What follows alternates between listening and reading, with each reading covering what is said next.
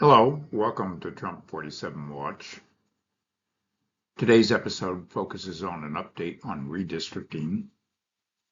We're looking in particular at several state actions on congressional redistricting and Democrats' plans for winning state legislatures in 2026, which may set the stage for additional redistricting efforts in 2028.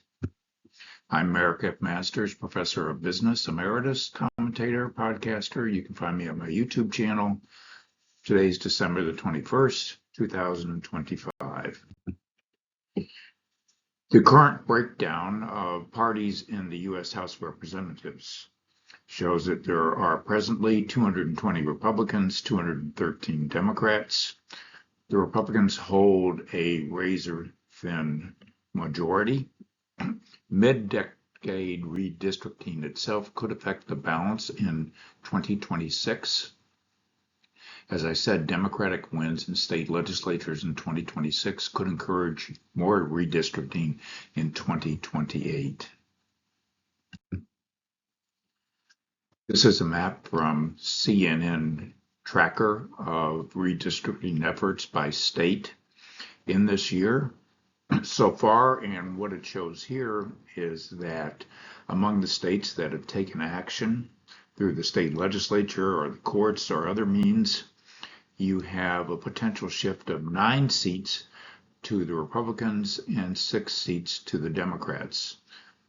Additional work is underway in other states which may affect the 2026 elections. Democrats have also launched, through their Democratic Legislative Campaign Committee, an effort to reclaim a number of houses in the state legislatures. And they are planning an unusually aggressive push to win seats in state legislatures, targeting more than 650 seats, aiming to make gains in 24 chambers.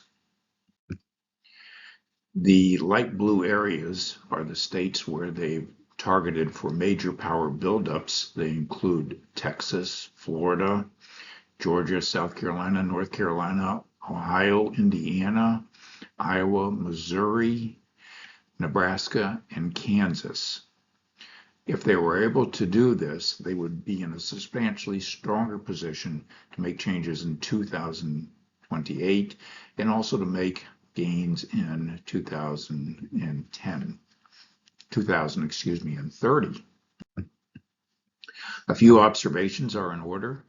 Congressional redistricting by state legislatures is an inherently political process, no matter how much it might be professionalized and turned over to experts and state-appointed commissions.